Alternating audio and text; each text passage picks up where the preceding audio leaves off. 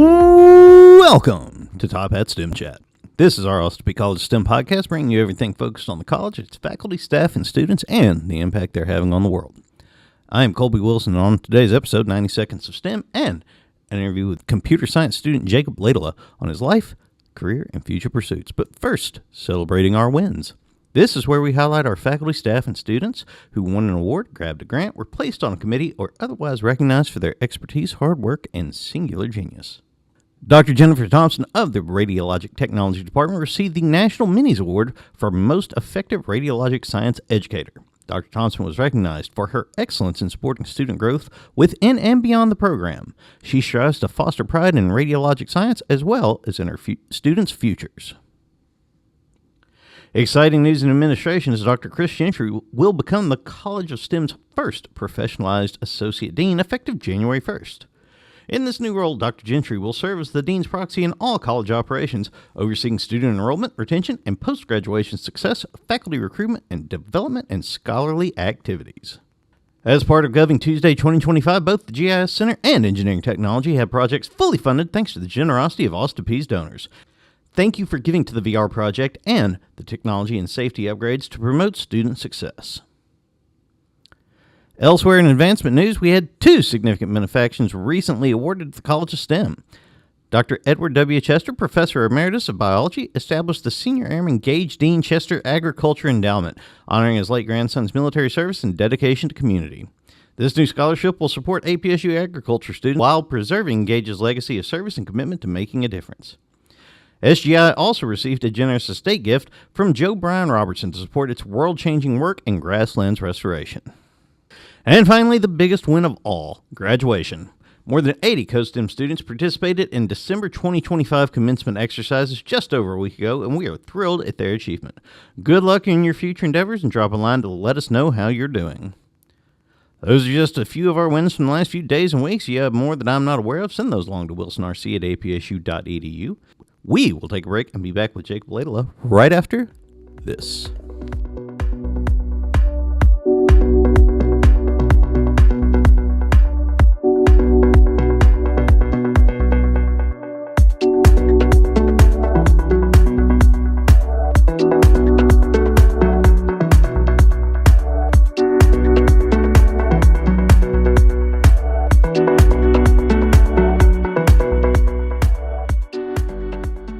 You've probably seen him on campus. If you've had computer issues or needed IT help, he might have been the one who helped you out. If you're very fortunate, you might have spotted him unicycling.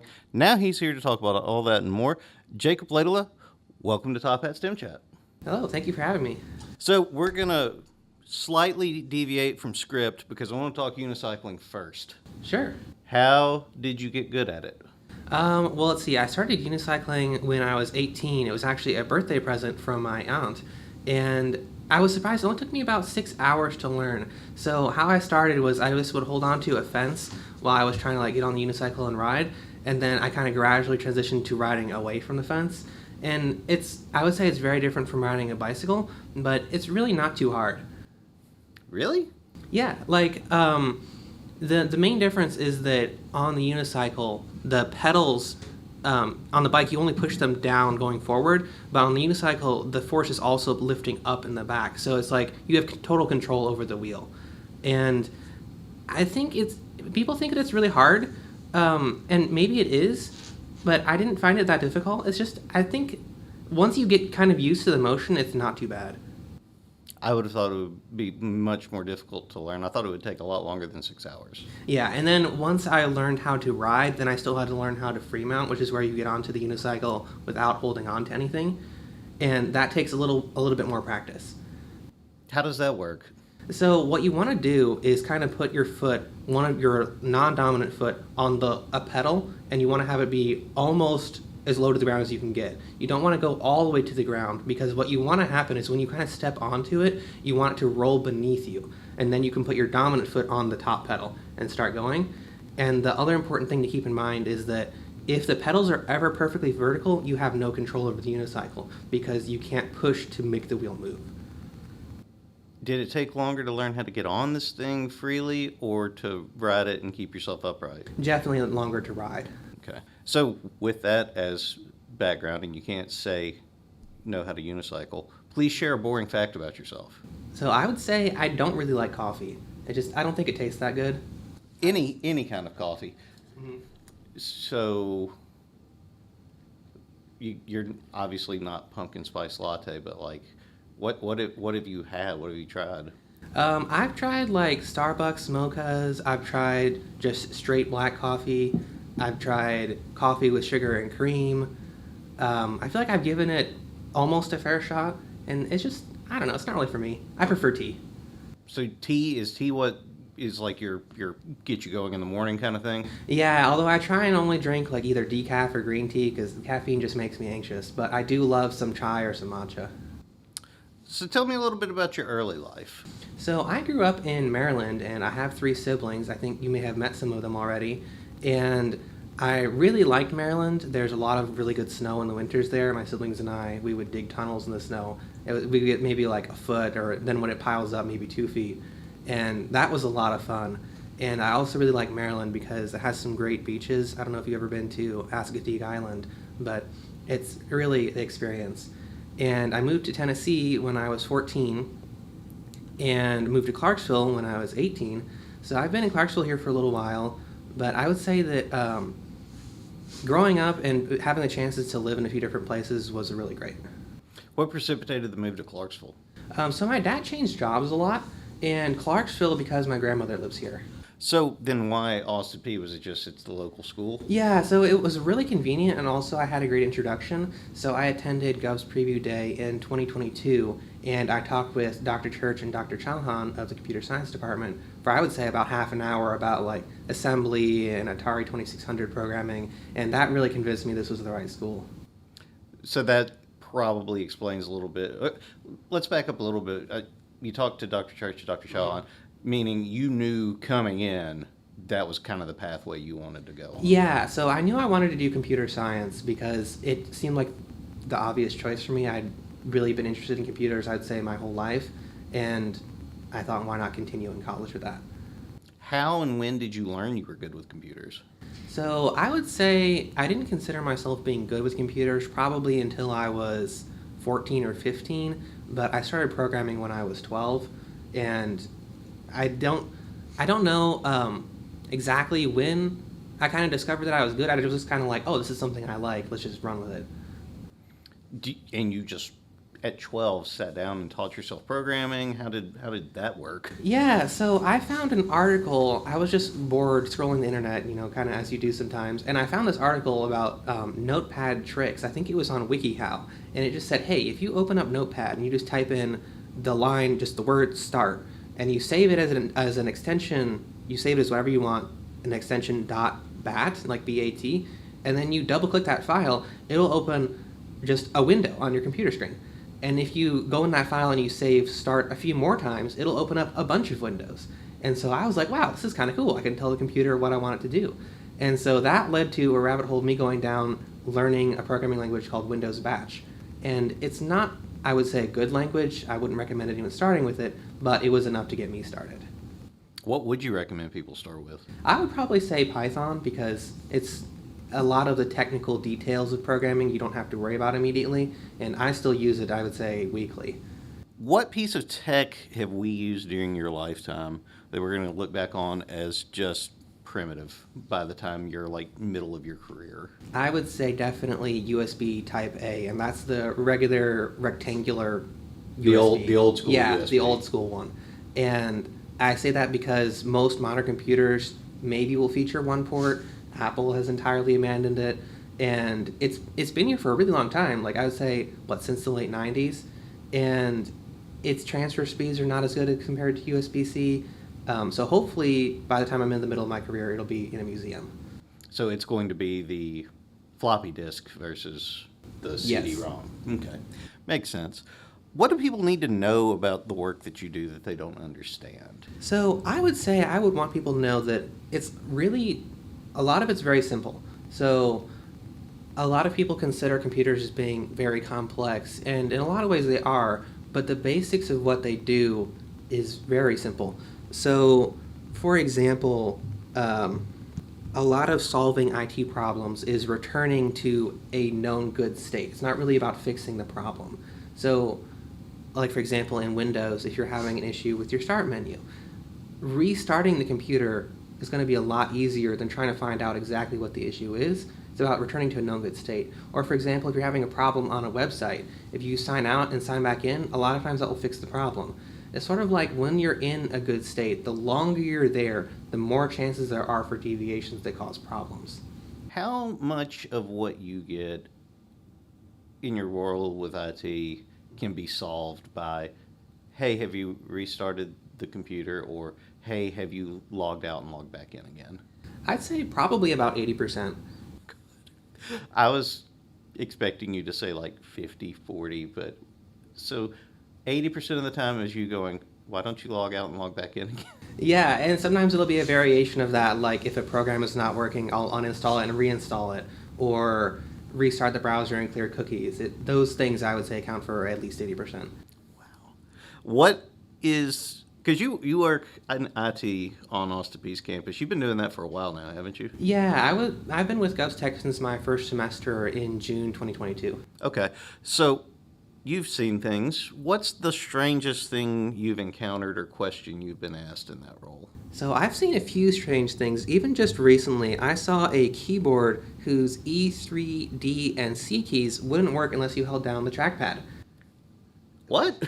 And I don't know how that works, but just those keys wouldn't work unless you were holding down like left click. So if you were trying to type in your password, you will hold down left click and those keys would start working. And those are all kind of in a row.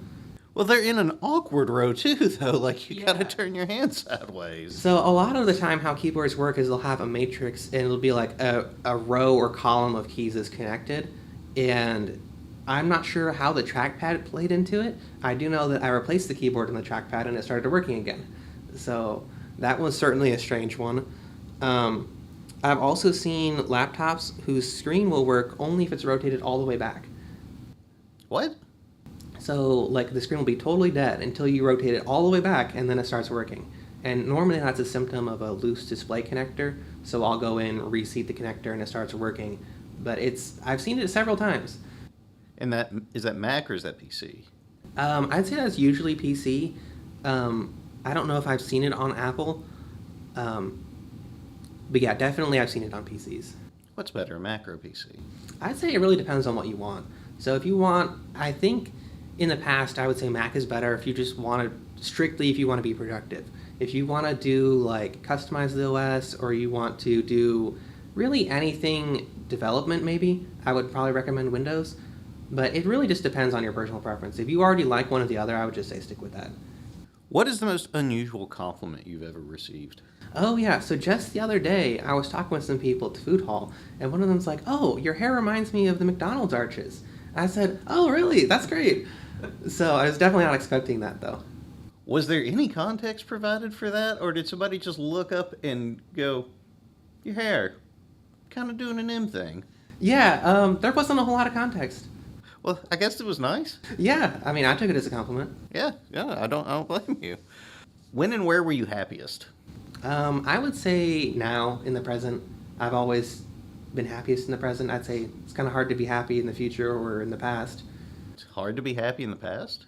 Yeah, like maybe you were happy, but like if you break it down, it's kind of hard to be in the past or to be in the future. So I'd say it's easiest to be in the present. That's very zen of you. What is your biggest fear? I guess probably that I would live my whole life alone. Well, you've got a lot of life ahead of you too, though, so that's... Yeah, I wouldn't say it's rational. Well, the irrational fears are the ones that will probably bother us all the most, right? Yeah. What might cause you to lie? I would say any situation with immediate danger, like, if I were under the gun in a situation, then I could see myself lying. What kind of lie are you getting out of the gun situation with? The person you're looking for is down there. Yeah, that kind of, yeah, sure. Who or what inspires you? I would say I'm inspired by nature a lot. Like, I really like water, wind, natural motion in nature, like gravity, all those kind of things I think are very inspiring. Because you do some digital artwork, right? Yeah, I really like making simulations. So I try and study like movement and shapes, and I think nature has a lot of interesting movement and shapes to offer. And trying to recreate that is an interesting study. So you're trying to recreate what you're seeing out in the world in this digital platform not as, that's a little bit more limited. Yeah, so for example, I've done a lot of simulations with bubbles in wind, and trying to simulate wind is a really complex problem, but you can make something that looks, I would say, kind of realistic with either a sampling like a noise, like Perlin noise, or using something like a vector field. And I've done a bunch of experiments, and I would say it's very interesting to try and recreate that kind of motion because it's very complex. Like if you think about air as being billions and billions of particles, you can't really recreate that on the computer, but you can make an approximation. How did you find out that you had that skill, that talent? I guess I would say I found out just by trial and error. Like I would just found something that I wanted to make and then just try and make it. And then if you rinse and repeat that 1,000 times, then you end up with a skill. But what was the impetus? What was the first moment where you thought, I'm going to try to make this? I would say probably when I got Game Maker. So I was 14. I got a copy of Game Maker for my birthday, and I had already played a bunch of games that I had liked, and I thought, why don't I just try and make one? What's the biggest risk you've ever taken? I'd say statistically, learning how to drive and just driving every day. I'd say the most risky activity that we just do every day. And never think about, really. Yep. We're all in these 2-ton murder machines and just driving around. Yeah, and we think nothing of it. What or has a recent act of kindness or generosity had a big impact on you? So this week, it was finals week. My family's friend, Doc V, gave me and my siblings just a box of food just to help us get us through finals week. And that really had a big impact on me because it made me feel really cared for and supported. And I really appreciated that he did that because it was thoughtful, it was helpful, and it really helped me get through finals. How would you prefer to die? I'd say two options. I either want to die surrounded by my friends and family and just fall asleep, or I want to go out in a blaze of glory supporting some kind of cause I believe in. Go out in a blaze of glory, like how? What's your vision for this? I don't really have anything exact. I don't know, like whatever you see in the movies, I suppose. Like I don't have any exact vision. It's all kind of vague. Rescuing the damsel in distress kind of thing? Yeah, or just even something more mundane, like I don't know. I'm unwilling to die to give my beliefs or something. If you were reincarnated, what would you like to come back as and why? I'd say I'd like to come back as a human, but anyone, because I'll always be me, if that makes sense. Like, I already feel like this isn't my first time around, so any human would be fine. You think you've done this before? Yeah. Do you feel like you're improving on the previous experience, or are you still falling into the same traps that you saw the last time? I don't think that I'm necessarily improving, but I don't think that's bad. Like, if I did the same thing that I did last time, it wouldn't be a loss. You have to put 3 things in a time capsule to represent your life. What goes in there? I choose a photo of myself with my friends and family, my artworks that I've printed out, and I think I would choose something silly like a plastic dinosaur. Nice. Like it. If you could make one significant change in the world, what would it be? I would want everyone in the world to know how to be at peace, because I think that would solve a lot of problems and probably save people a lot of time. Both those things are probably true. So, what are you in school now? Junior, senior? Yeah, I'm a senior. I'll graduate in the spring semester. So, what's the plan?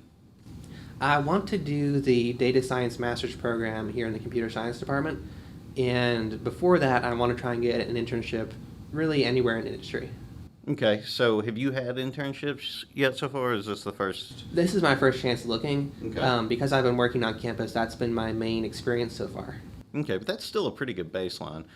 Yeah. Have you had any luck as far as getting internships, getting in the door with anybody? No, I have found a few interesting opportunities that I want to apply to, but I couldn't say that I've actually been applying yet. Gotcha. Well, once you do, I'm sure they'll be very, very lucky to have you. Jacob, thank you so much for your time today. I really appreciate you coming in, especially because semester's over with. Go enjoy your what little bit of time off you get. Yeah, thank you. Thank you for having me.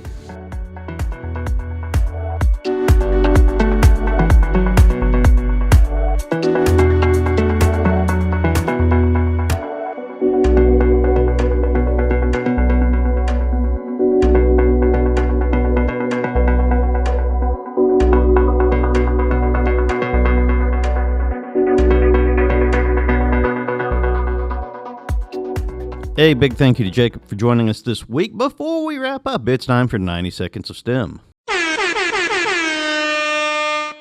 At the November 8th football game, Charles Wigan and Austin Peay's Aviation Science Department provided the flyover as part of the Veterans Day festivities. Check out that video on YouTube or on our Facebook page. In a recent issue of Forbes, Dr. Bill Frist discussed the state of Tennessee's nature-based solutions to social challenges, including the Southeastern Grasslands Institute's work in restoring our native grasslands.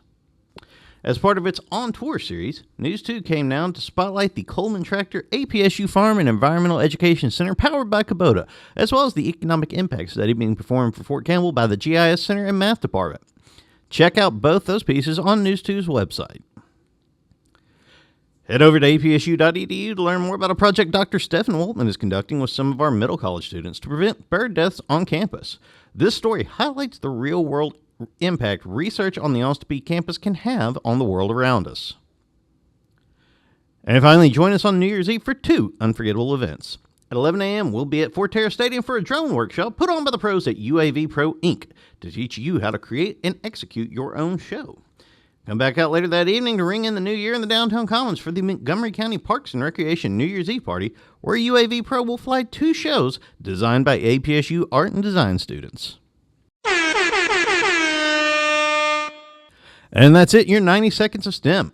Thanks for tuning in. Rate and review if you liked what you heard, or drop me a line at wilsonrc@apsu.edu or at cwilson225 on the website formerly known as Twitter if you didn't. If there's somebody you want to hear from or learn more about, or if you're a College of STEM alum and want to get involved, get at me in one of those 2 places. Otherwise, find us on Amazon, iHeart, Spotify, Apple, or wherever you get your podcast. Thanks for tuning in this week. Have a wonderful holiday season, and we will talk to you later.